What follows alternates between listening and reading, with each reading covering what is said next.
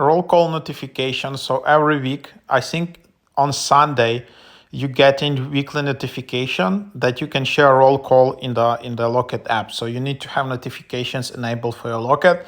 If you do not have notifications enabled, you can just go to basically your Locket app and you will see this in the bottom. Roll call weekly photo dumps with friends, share yours. So then just tap it. Then you will see photos from your last week from specific dates. You can see in the top, you just select some photos in here.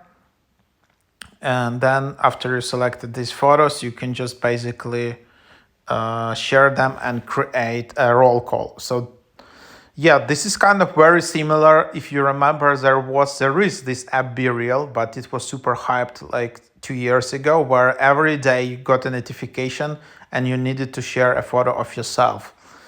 So that was kind of the idea. And then this is kind of the same, but you're getting notification weekly, so only once per week. And then you have this kind of your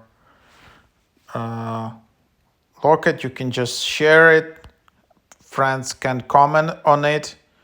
You can just see it in here, so friends can comment. You can delete it. And that's kind of the idea how you get in it. So yeah, that's just what it is. So that's the idea.